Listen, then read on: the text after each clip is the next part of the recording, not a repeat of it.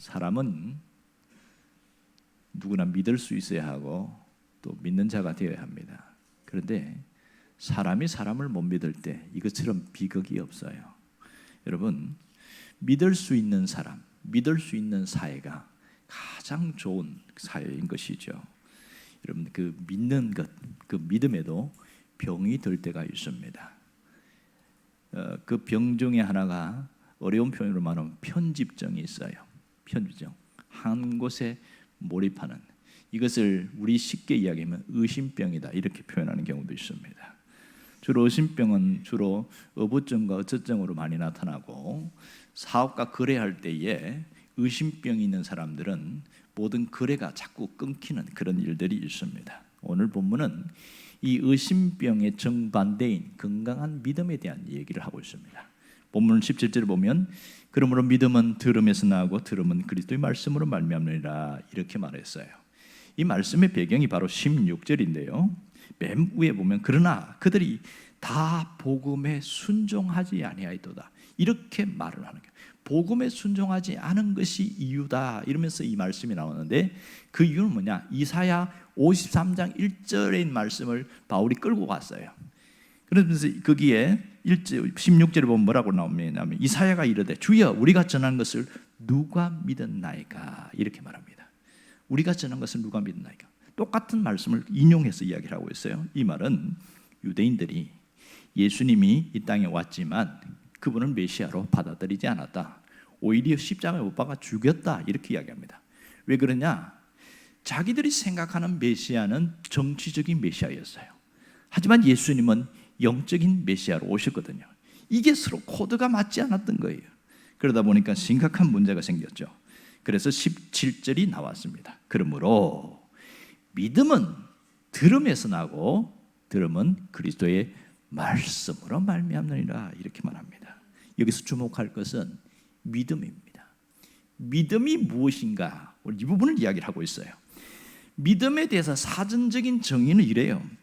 어떠한 가치관, 종교, 사람, 사실에 대하여 확고하게 받아들이는 마음, 이렇게 믿음이라는 거죠.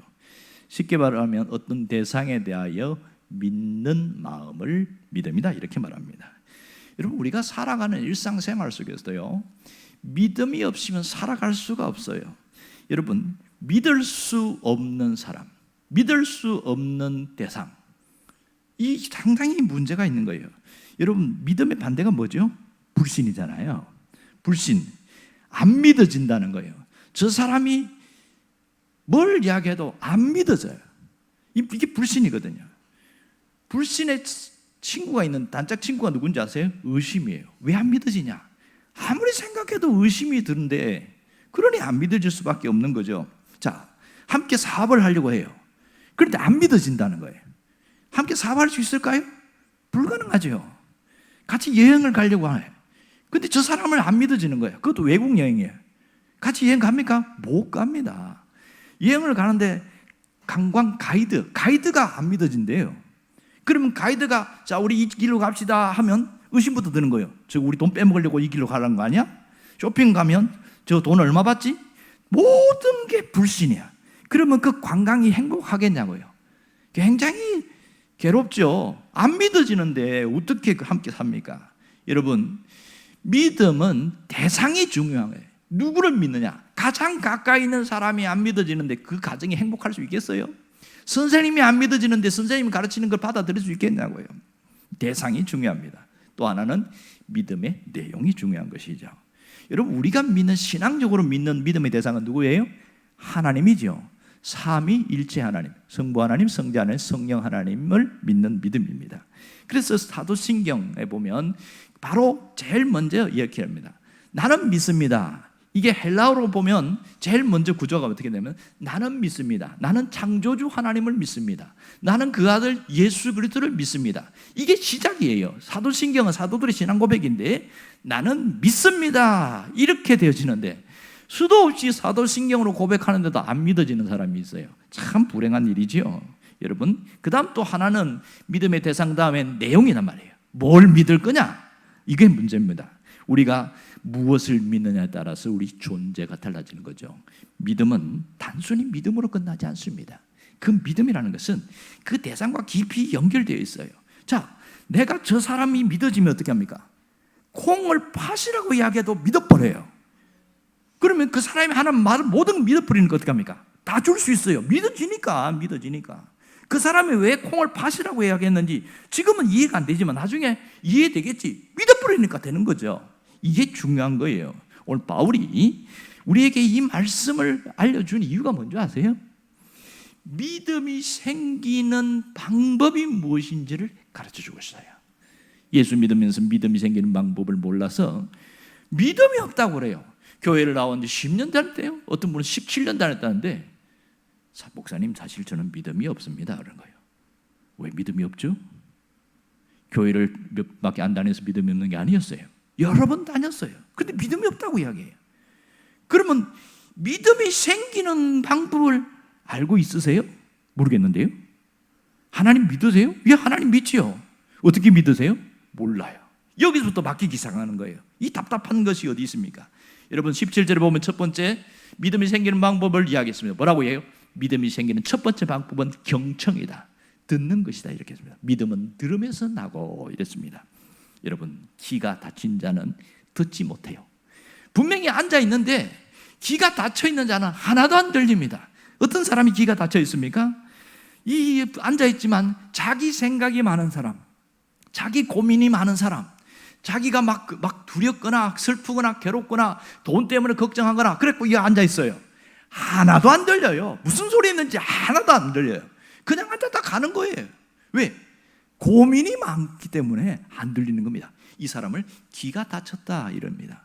어떤 분은 아주 작은 것 때문에 1시간 내내 고민하다가 하나도 못 듣고 왔어요. 뭔지 아세요? 가만히 있어봐. 내가 대문을 닫고 왔나? 잠깐나 안 잠깐나? 그게 헷갈린다는 거야 이게. 그래갖고 무슨 고민, 앉아서 무슨 시나리오를 쓰냐면 대문이 많이 열렸으면 하필 그 시간에 도둑이 들어가가지고 우리 안방을 뒤져가지고 내가 그게 있는 것까지 가면 어떻게 하나? 야 이러면 안 되는데 지금 빨리 나가야 되는 거 아니야? 지금 택시 타고 가야 되는 거 아니야? 오만 생각에 사로잡혀갖고 1시간 다 보냈어요. 가봤더니 문이 잠겨있어. 이 허망한 게 어디 있어요 이게. 기가 닫혀버리는 거예요. 생각이 많아지니까 기가 닫혀버려요. 하나도 안 들립니다. 또 하나는 믿음이 생기는 두 번째 방법은 믿음의 내용입니다. 무엇을 듣느냐는 거예요. 들음은 그리스도의 말씀으로 말미암나니라. 뭘 들어야 돼 믿음이 생깁니까? 그리스도에 대한 말씀을 들어야 됩니다. 그리스도에 대한 말씀이 뭐예요? 복음이잖아요. 복음을 들어야 믿음이 생깁니다. 복음은 예수 그리스도가 이루어놓은 그 모든 사실을 복음이라고 하지 않습니까? 그 예수님이 이루신 모든 일들이 그분이 어떻게 죽었는지, 왜 죽었는지, 누구를 위해 죽었는지, 그분이 죽으신 거 나와 무슨 상관이 있는지 그것을 듣고 받아들일 때에 이게 복음이 된단 말이에요. 문제는 듣긴 들었는데 지식으로 끝나는 사람이 있습니다. 그러네요. 그런가 보다. 내가 어떤 분 만났는데 예수님이 우리를 위해 죽었습니다. 그렇게 저도 알아요 그러더라고요. 그래서 그러면 선생님을 위해서 죽으신 거 믿습니까? 대답 안 해. 믿는다는 겁니까? 안 믿는다는 겁니까? 안 믿는다는 얘기죠. 여러분 믿음은 듣는 것인데 그리스도의 말씀을 듣는데 반응을 할 때에 진짜 믿음이 되는 거예요. 듣긴 들었는데 반응을 안 하고 고개만 끄덕거리고 그런가 보다. 이 사람 믿음이 생겨요 안 생겨요? 안 생기죠. 예. 반응을 하지 않은 사람은 지식으로 끝나는 사람이 많습니다. 특히 교회 오래 다니는 사람들 중에 이런 사람이 굉장히 많아요. 성경 웬만한 거 다 알아요. 예수님에 대해서 웬만한 거 다 알아요. 부활줄도 알고 성탄줄도 알고 하니까 다 알죠. 그런데 믿음이 있냐? 믿음이 없어요. 왜 그래요? 반응을 하지 않았거든요. 그러므로 믿음이 생기는 세 번째 방법은 뭐예요? 반응하는 거예요. 순종이라고 이야기하죠. 우리는 이 반응을 순종이라고 그럽니다. 믿음이 생길 때는 반드시 순종 없는 믿음은 가짜라는 것을 알아야 됩니다. 여러분 오늘 우리에게 주는 분명한 메시지가 있어요. 뭐예요? 신앙생활을 제대로 하려면 믿음의 눈을 떠야 합니다. 믿음의 눈을 떠야 됩니다. 믿음의 대상이 누구인지, 믿음의 내용이 무엇인지를 분명히 깨달을 때에 믿음의 눈을 뜨게 되어집니다. 만일 이 믿음의 눈을 뜨지 못하면 신앙생활 하는데 한평생 눈 감고 다니는 사람처럼 불행하게 살아가는 거예요. 여러분 생각해 보세요. 멀쩡한 눈을 갖고 있는데 눈을 감고 지팡이를 짚고 다니면 이 사람을 정상적이라고 봐요? 비정상으로 봐요? 비정상이죠. 왜 눈을 감고 다녀요? 눈 감는 게 편해서요. 그 사람이 정상이에요? 비정상이에요? 저 사람이 머리 돌았나 보다 이런 생각하지. 멀쩡한 눈 감고 눈을 왜 감고 다녀요? 그럴 때 좋은 거 봐요? 못 봐요? 못 보죠. 아무것도 못 봅니다. 이게 눈이 앞이 안 보여서 어쩔 수 없이 감고 다니는 사람은 불행하지만 어쩔 수 없지만 멀쩡한 눈을 감고 눈 감고 다니는 이렇게 신앙생활하는 사람이 최고 불행한 사람입니다. 하지만 믿음의 눈을 뜨기 시작하면요, 믿음으로 살 수 있고 믿음의 성장을 하면서 성숙으로 이루어지는 믿음이 됩니다. 성장은 뭐예요? 키가 자라는 거죠. 성숙은 뭐예요? 이게 넓어지는 거예요. 두 가지 다 있어야 됩니다. 성장만 있으면요, 휘청 한번 넘어집니다. 내적으로 내실이 튼튼해져야 되는 거예요. 이게 성숙입니다. 우리의 믿음을 한번 점검해 봅시다. 믿음의 눈을 뜨고 있는지 한번, 아니면 눈이 반쯤 감겨 있는지 자기 자신 한번 점검해 봤으면 좋겠습니다. 여러분, 믿음의 눈을 뜨는 것은 갓난 아이가 태어나서 눈 뜨는 것과 비슷합니다. 아이가 태어나면 신생아가 언제 눈을 뜰까? 여러분, 아이가 태어났는데 이 아이 눈 언제 뜨는지 혹시 아세요? 저도 잘 몰랐어요. 그래서 눈을 움직이는데 어떤 아이는 빠르면 하루 만에 눈 뜬대요. 그런데 느린 아이는 일주일 동안 눈을 안 뜨더라고요. 근데 대체적으로 2, 3일이면 눈을 뜹니다. 눈을 떠서 움직여요. 자, 예수 믿으면 무엇이 달라집니까? 예수 믿으면 가장 먼저 변하는 것이 있는데 신분의 변화가 생깁니다.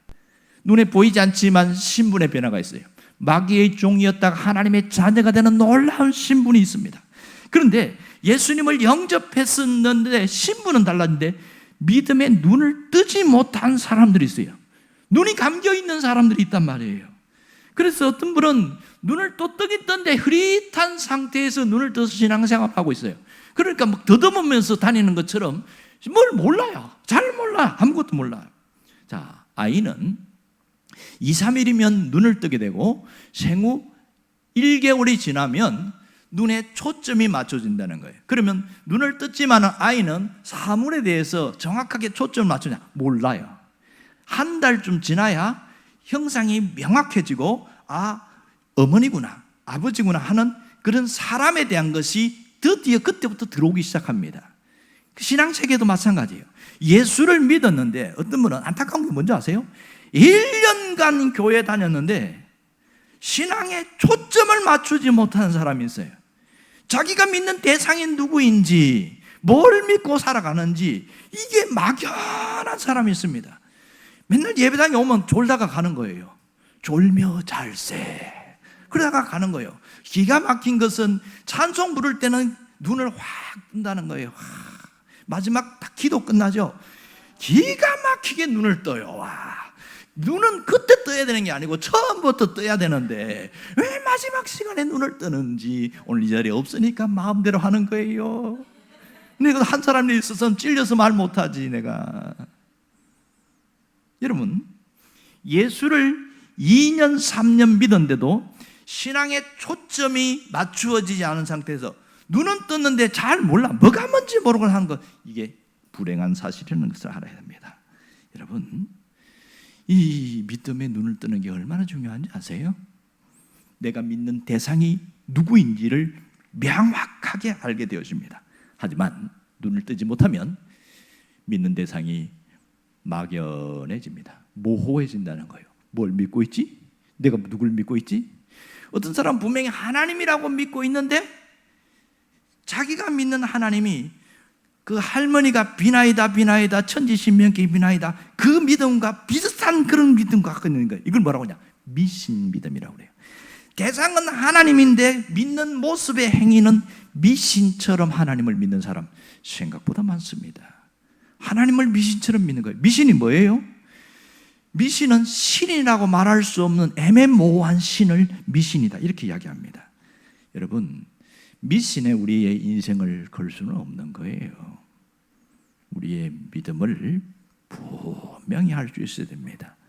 그러려면 믿음의 눈이 활짝 열려야 돼요. 단순히 눈을 뜬 정도가 아니라 믿음의 초점이 분명해져야 됩니다. 오늘 믿음은 들음에서 나고 이렇게 했어요. 들음에서 나고 그 들음은 하나님 말씀으로 말미암느니라. 자, 성경에 믿음이라는 단어, 믿는다, 믿음 이런 단어가 521번 나옵니다. 믿음이라는 명사형만 해도 254회가 나와요. 이렇게 특히 신약이 더 많이 나오는데요. 그런데 왜 믿는지, 무엇을 믿는지, 어떻게 믿는지 그것을 알지 못하면 여전히 믿음의 눈을 뜨지 못하게 되는 것이죠.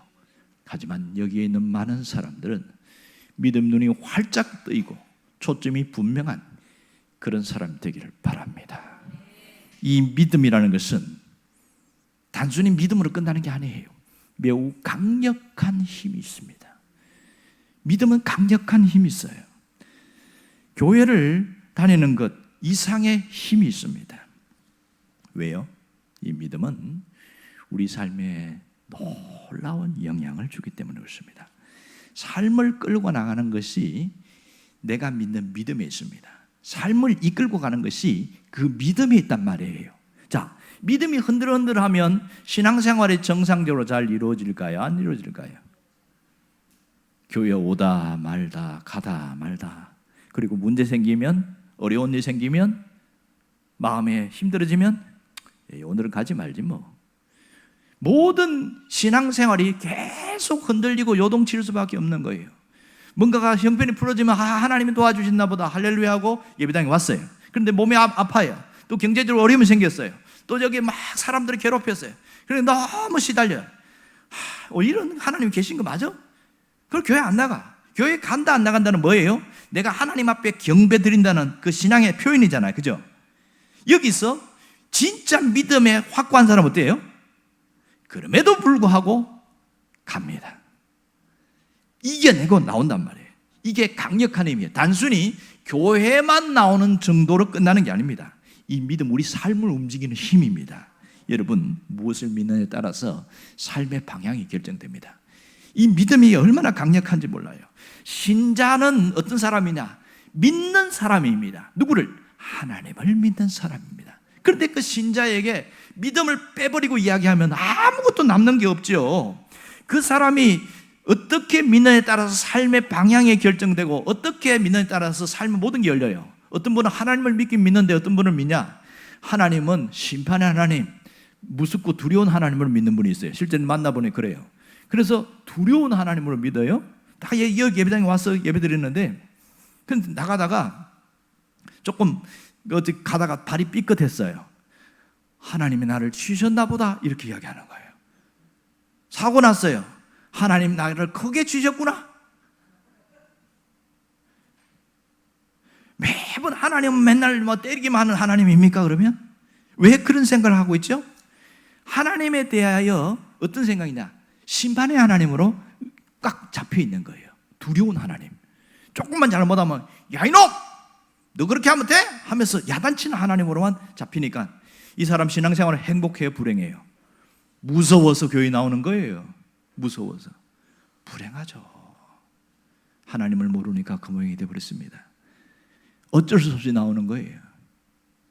하나님은 그 심판이 있지만 그보다 큰 게 뭐예요? 사랑의 하나님, 오래 참으시는 하나님입니다. 기다리시는 하나님이에요. 하나님은 내가 조금 잘못한다고 막 매를 들고 막 사고나게 하고 넘어지게 하고 그런 거 아니에요. 삐끗한 거는 자기가 잘못 삐져서 삐끗한 거지 하나님이 친 게 아닌데 자꾸 왜 하나님을 끌고 들어옵니까? 그게 사고난 거 저 사람이 잘못 옆에 신호등 못 보고 치고 들어와서 사고 낸 건데 내가 사고 당했는데 그게 왜 하나님 끌고 들어와요? 그게 이해됐습니까? 하나님은 아무 때나 끌고 들어오면 안 됩니다. 이게 왜 그래요? 왜곡된 하나님을 갖고 있는 거예요. 그러니 믿음도 뒤틀어질 수밖에 없는 거예요. 그 사람 믿음이 진짜 건강할 수 있을까요? 믿음은 믿음인데 믿음에 병이 들어있어요. 병이 들어있어요. 안타까운 일인 거죠.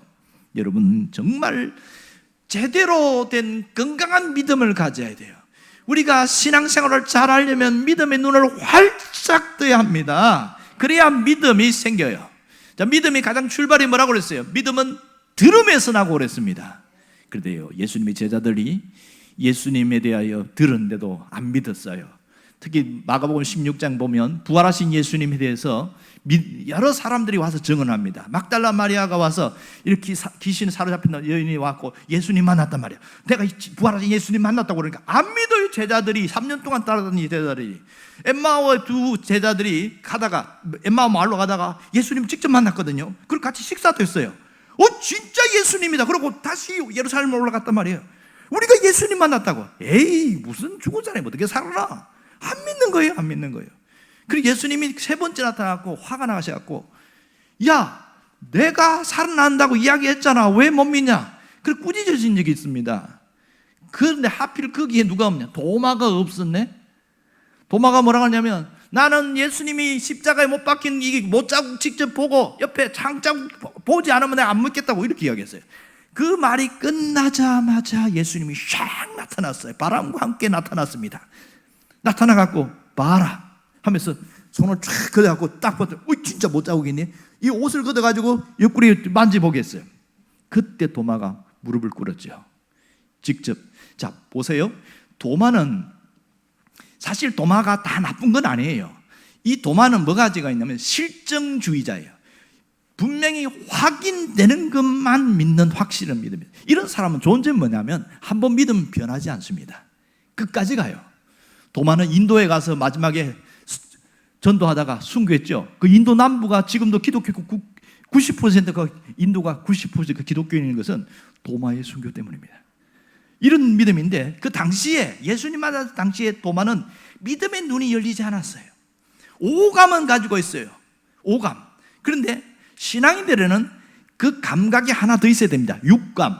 신앙의 육감이 뭐예요? 영의 것을 볼 수 있어야 된단 말이에요.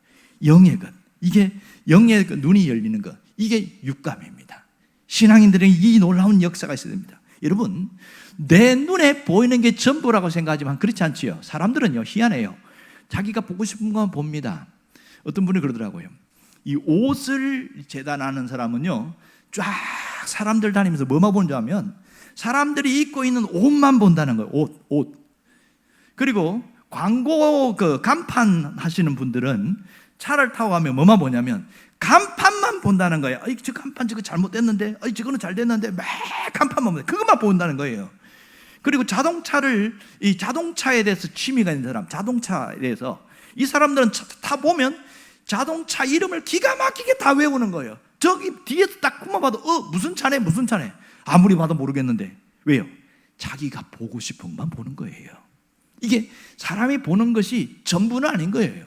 자기가 보고 싶은 것만 보는데 우리에게는 영적인 감각이라는 이 감각이 또 하나 있다는 것을 알아야 됩니다. 신앙인들은 육감을 가지고 있습니다. 영적인 감각이 있어야 제대로 믿는 겁니다. 어떤 사건이 일어났어요. 그러나 이 영적인 감각이 없는 사람은 사건이 일어났나 보다 끝.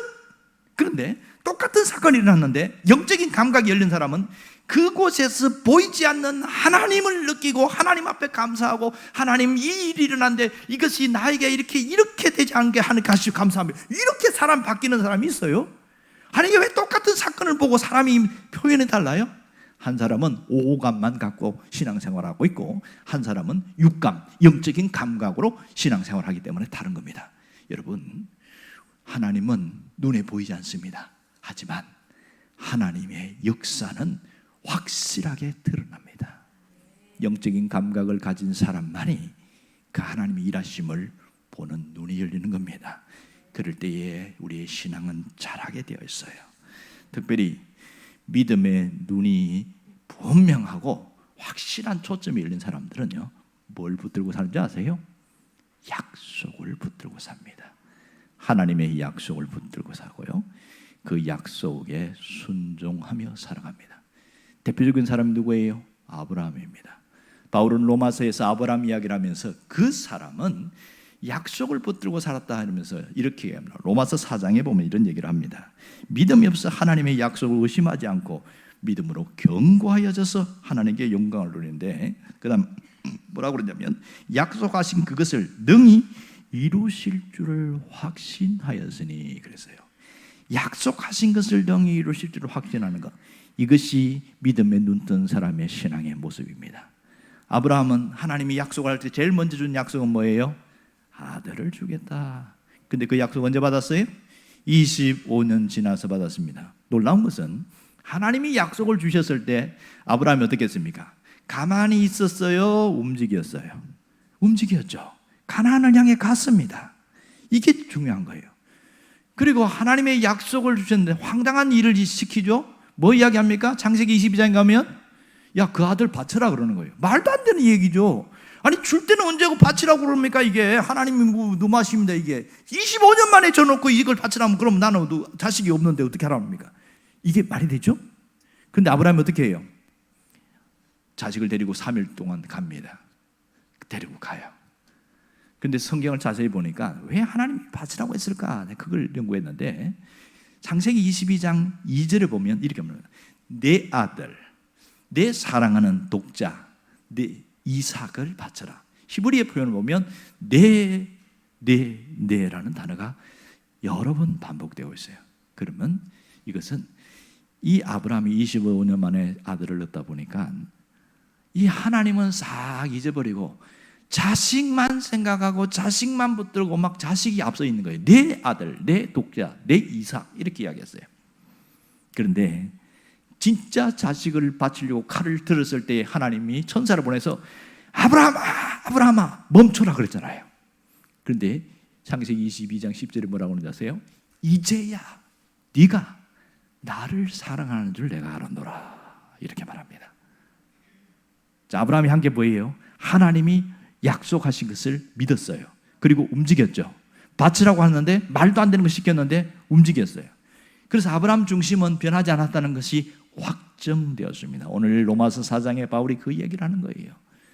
믿음으로 약속을 붙들었는데 그 약속으로 순종했더니 그 이후에 아브라함의 삶은 평탄했습니다. 여러분, 믿음에는 이러한 일들이 있어요.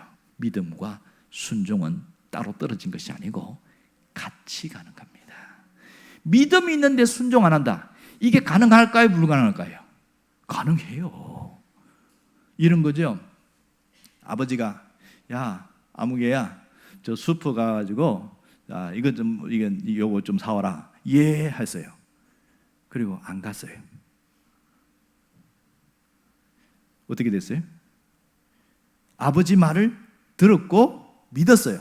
아버지가 사오면 뭐 이거 내가 얼마 줄게 이렇게까지 얘기했어요. 그래서 안 갔어요. 그러면 이 사람은 아버지 말을 들었다고 말할 수 있나요? 안 들은 거죠. 왜요? 들었으면 슈퍼 가서 물건을 사와야 되는 거죠. 이게 들은 거잖아요. 신앙의 세계도 마찬가지입니다. 하나님이 약속을 주셨어요. 그러면 그 약속대로 움직여야 되는데 움직이지 않고 하나님이 알아서 해주기를 기다리고 가만히 있는데 하나님 안 해주시거든. 하나님 믿을 수 있어요? 이건 하나님을 몰라도 한참 몰라서 그런 거예요. 믿음은 순종과 함께 움직이게 되었습니다. 여러분, 믿음에 눈이 뜨인 사람은요 움직이게 되어 있습니다. 순종한다는 거죠. 이게 놀라운 특징입니다. 만일 순종이 없는 믿음, 이 믿음은 막연한 믿음입니다. 가만히 보면 교회를 오래 다녔어요. 오래 다녔는데 그분이 18분에 뭐냐, 목사님 저는 믿음이 없어요. 믿음이 없대. 매 믿음이 없대. 지난해에도 믿음이 없고 올해도 믿음이 없고 내년에 믿음이 생길까? 믿음이 여전히 없을 거야. 왜 믿음이 없다고 맨날 이야기할까? 따져보니까, 연구해보니까 이 사람에게는 믿음을 이야기하는데 순종이 없어요. 그러니 그 믿음 자체가 굉장히 막연한 거예요. 그래서 삶에 믿음의 역사가 있을까 없을까요? 없죠. 하나님을 믿는다고 하지만은 지식적인 하나님을 믿지 실제 역사하시는 하나님을 몰라요. 경험을 해본 적이 없거든요. 이분은 순종하라고 그러면 죽는 줄 아는 거야. 요만한 것도 순종을 안 하니까 그 믿음이 생길 수가 있습니까? 자, 그 믿음은 진짜 믿음이에요? 가짜 믿음이에요? 이건 가짜 믿음입니다. 성경에서 말하는 믿음은 아니에요. 믿음은 순종과 함께합니다. 그럴 때 그 약속을 경험해 볼 때에 야, 진짜구나. 제가 언젠가 수박 이야기 기억나시죠? 어떤 분이 그랬어요. 이 수박은 맛있습니다. 이 수박은 달고 당도가 높고 어쩌고 막 설명을 했어요. 자, 설명을 했으니까 이해됐죠? 여러분 이제 수박 맛 아시겠죠? 어떤 맛인지 다 기억나시죠? 여러분, 그렇게 들은 사람과 수박을 딱 쪼개가지고 탁 해가지고 야, 하나 잡숴봐요. 이 맛이 기가 막힙니다. 하나 먹었어요. 더 이상 설명 안 했어요. 누가 진짜로 이 수박을 경험한 사람입니까? 두 번째 사람이잖아요. 신앙의 세계에서는요, 단순히 예배당에 오는 출입하는 정도가 아니고 단순히 믿는 정도가 아니라 경험할 수 있어야 됩니다. 말씀을 믿었더니 그 말씀이 그대로 이루어진 역사를 경험할 때 이야, 진짜구나. 이게 진짜 신앙의 세계인 것이죠. 맛을 봐야 맛을 압니다. 신앙의 영적인 세계에서는 이 영적인 경험을 해야 하나님이 진짜 살아계시구나, 하나님이 역사하시는구나, 하나님이 함께 하시는구나, 이게 나타나게 되어 있습니다. 하지만 수박 장수 이야기 듣고 수박이 그런 맛이구나 하고 신앙생활하는 사람은 죽을 때까지 수박이 맛있는 것을 몰라요. 안 먹어봤으니까, 체험을 안 해봤으니까. 그러므로 신앙의 세계에서는 순종할 때 나타나는 놀라운 역사는 체험입니다. 하나님이 역사하시는 체험할 때 그 깊은 맛이 있는 거예요. 그 놀라운 역사가 있습니다. 이때에 믿음의 뿌리를 깊이 내리게 되는 겁니다. 똑같이 믿음 생활하는데 어떤 사람은 뿌리를 깊이 내리는 사람이 있고 어떤 사람은 뿌리가 요만큼 내리다가 만 사람이 있어요. 왜 그럴까요? 체험이 없으니까. 말씀에 대한 깨달음도 없고 말씀에 대한 체험이 없으니까 뿌리를 깊이 내릴 수가 없는 거예요. 맛을 알아야 깊이 내리지, 뿌리를 깊이 내릴수록 튼튼한 것이죠. 이 사람에는 환난과 시험과 고난과 어려움과 바람이 불어도 넘어져요, 안 넘어져요? 안 넘어져요. 안 넘어져. 왜 똑같이 물질의 어려움이 당했는데 한 사람은 뒤집어 넘어지고 한 사람은 안 넘어지고 버티고 있습니까? 왜 그래요? 뿌리를 깊이 내리니까 안 넘어지는 거죠. 이 사람은 영적인 눈이, 믿음의 눈이 열렸을 뿐만 아니라 초점이 분명한 사람이고 확실한 사람이니까 이 사람은 흔들리지 않는 거예요. 오늘 이 자리에 있는 분들, 이제 믿음 약하다는 소리 하지 마시기 바랍니다. 체험이 없으니까 그런 소리 나오는 거예요. 오늘부터 그런 기도를 해야 됩니다. 하나님, 보이지 않는 하나님을 내가 경험할 수 있게 해주세요. 내가 하나님 약속을 믿습니다. 내가 하나님 뭔지는 모르지만 하나님 어쨌든 순종하겠습니다. 그럴 때 하나님 역사하십니다. 여러분, 하나님 순종할 때 어마어마한 큰 것 요구할까요, 안 할까요? 안 합니다. 내가 할 수 있는 것, 내가 할 수 있는 것만 하나님 요구하세요. 왜? 하나님은 인격적인 분이기 때문에. 돈 한 푼도 없는 사람한테 돈 1억을 내라고 말도 안 되는 그런 순종을 요구하지 않습니다. 내가 할 수 있는 거, 너 저기 가서 뭐 좀 사와, 할 수 있거든요. 두 다리가 있으니까. 그거만 시키는 거예요. 얼마나 쉬워요. 하나님이 요구하는 것은 엄청나게 큰 게 아니에요. 그러니까 우리가 하나님 믿는다고 너무너무 오해하는 경우가 너무 많다는 거예요. 이게 안타까운 현실이죠. 여러분, 말씀에 의지하여 순종하면 놀라운 세계가 열립니다. 말씀에 의지하여 순종하면 깊은 데로 갈 수 있는 거예요. 나도 갈 수 있어요. 왜? 믿음의 눈이 열렸으니까. 초점이 하나님께 분명하니까 가능한 거예요. 우리도 베드로처럼 할 수 있다니까요. 여러분, 누가복음 5장에 베드로 보세요. 예수님을 처음 만난 게 아니에요. 처음 자기 동생 안드레를 통해서 예수님 만났어요.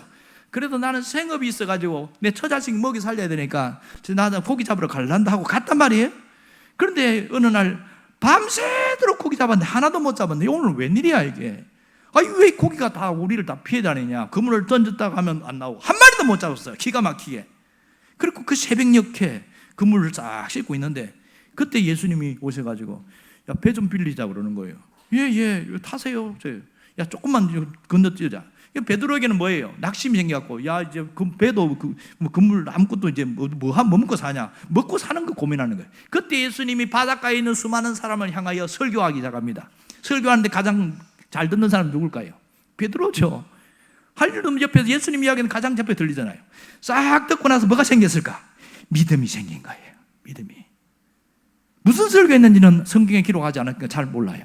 그러나 분명한 것은 이 믿음에 대한 얘기였어요. 그런 겁니다. 그렇기 때문에 베드로가 순종할 수 있었단 말이에요. 잘 보세요. 예수님이 설교 끝난 다음에 뭐라고 그럽니까? 야, 베드로야, 저 깊은 데로 가갖고 그물 좀 던져볼래? 이런 거예요. 누가 전문가입니까? 베드로가 전문가예요? 예수님이 전문가예요? 베드로가 전문가죠. 예수님은 목수고 베드로는 어부.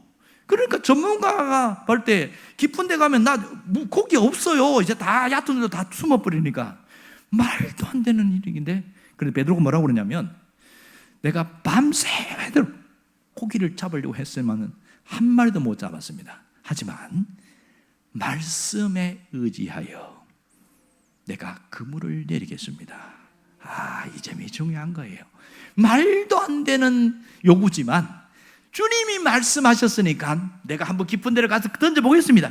그 결단하고 순종해버렸잖아요. 이게 우리에게 필요하단 말이에요. 이게 때로는 하나님이 말도 안 되는 걸 요구할 때가 있단 말이에요. 자기 개인적으로만. 그런데 그것은 왜 그래요? 베드로에게 뭘 주기 위해서 예수님이 이걸 시켰어요. 고기를 주려고 그런 거잖아요. 물고기를. 그래서 그 결과가 어떤지 아시죠? 그래서 던졌어요. 물고기 던졌는데 희한한 것은 딱 던질 때에 고기 딱 모여 있었던 거야. 그래서 확 던졌는데 안 땡기지네. 이게 안 땡기지네. 더 땡기면 그물이 찌지직 소리가 나. 야, 이러다가 그물 다 찢어지겠다. 그래서 옆에 그물 쓰고 있는 야고보와 요한에게 야, 빨리 좀 와라. 야, 지금 큰일 났다. 이러고 무슨 일인데? 야, 고기가 너무 많아. 같이 봤더니 2배가 건지니까 팔딱팔딱 뛰는 고기들이 얼마나 많은지. 그것도 이따만 고기들 막 감성돔 막 이런 거 말이에요. 이 기가 막힌 역사는 믿음의 세계에서는 일어나고 있습니다. 여러분, 하나님은 보이지 않지만 하나님의 역사는 현장에서 재현되고 있습니다. 신앙생활하면서 하나님의 역사를 한 번도 경험하지 못한 사람은 믿음이 뭔지, 믿음의 출발이 뭔지를 잘 몰라서 그래요. 예수를 믿으면 눈이 뜨기 시작합니다. 예수님에 대한 신앙 고백이 분명해지면 초점이 분명해지기 시작합니다. 그럴 때에 내가 순종하게 될 때에 그 다음부터 믿음의 역사가 일어나기 시작하는 거예요. 매번마다 하나님의 하시는 놀라운 신비한 역사를 경험한 사람은 절대로 신앙을 포기하지 않습니다. 왜? 하나님이 느껴지니까. 수도 없이 이야기하지만 바람은 형체가 없지만 바람의 역사는 형체가 나타납니다. 왜? 지붕이 날아가고 막 다리가 무너지고 엄청난 허리케인 날아가니까 이번에 엉망이 되더만요. 이것처럼 하나님의 역사는요 놀랍습니다. 하나님은 눈에 보이지 않지만 하나님의 강력한 역사는 우리 삶을 확 뒤집어 놓습니다. 쫄딱 망한 사람인데 다시 살아나더라고요. 병들어 죽어가는 사람인데 다시 벌떡 일어나더라고요. 이게 하나님의 역사입니다. 왜 자꾸만 눈앞에 있는 현실에 끌려가지고 그렇게 매이지 마라 말입니다. 사람이 왜 자꾸 자살하는지 아세요? 왜 자꾸 절망하고 왜 좌절하는지 아세요? 내일이 보이지 않아서 그래요. 사람이 어떤 분이 연구해 보니까 너무 힘들어서 삶을 포기하는 게 아니래요. 내일이 안 보이니까 삶을 포기한다는 거예요. 절망하는 이유는 그렇다는 거예요. 내가 아파봤는데 내일도 아프고 모레도 아프고 계속 아플 거예요. 죽을 때까지. 그러니까 무너지는 겁니다. 그런데요, 내가 얼마 후에는 건강해질 것이다. 절대로 포기하지 않아요. 지금은 온 몸이 쑤시고 아파가 막 밤마다 절절절 떼굴떼굴 구르는데 견뎌내요. 왜 그래요? 얼마 시간만 지나면 건강해질 것을 기대하니까. 지금은 너무너무 삶이 힘들어가지고 사방에서 쪼여오고 사방에서 전화 오고 막 매일매일 시달리고 하는데, 그런데 버티는 거예요. 왜요? 얼마 지나면 해결될 거니까. 내일 있는 사람은 이기는 거예요. 이게 약속입니다. 약속은 미래적인 거예요. 약속은 하나님께서 주시는 소망적인 겁니다. 약속은 내일이 있습니다. 우리가 신앙을 가진 사람들, 믿음에 눈뜬 사람들은 약속을 붙들고 가는 사람입니다. 그 약속 붙들면 하나님이 그 약속대로 그대로 이루어갔습니다. 누구처럼? 아브라함처럼 말입니다. 아브라함처럼 주님이 역사하심이 그대로 있습니다. 그러므로 믿음의 눈을 뜨는 사람은 믿음의 삶을 살아가게 되어지고, 믿음의 눈을 뜬 사람은 약속을 붙들고 살아가게 되는 거예요. 눈에 보이지 않는 하나님을 보이는 것처럼 믿고 살아갈 수 있는 것은 믿음의 눈이 활짝 떠 있기 때문에 가능한 겁니다. 오늘 우리에게 필요한 것은 전적으로 하나님을 믿는 거예요. 전적으로 하나님을 신뢰하는 겁니다. 전방위적으로 하나님을 믿고 전산적으로 하나님을 믿고 나아가는 것, 이런 결단이 필요하다는 겁니다. 그럴 때 놀라운 역사는 일어납니다. 지금도 하나님은 살아계신 하나님입니다. 그러면 내가 믿고 신뢰하고 가기만 하면 그 하나님은 우리 삶을 이끌어 가십니다. 우리 삶을 책임지십니다. 우리 문제를 해결하십니다. 그 하나님 붙들고 오늘도 승리할 수 있기를 바랍니다. 그 하나님 붙들고 문제를 해결해 갈 수 있기를 바랍니다. 현실에 주저앉고 좌절하지 말고 뚫고 일어나가는 승리하는 신앙이 되기를 주 이름으로 축원합니다.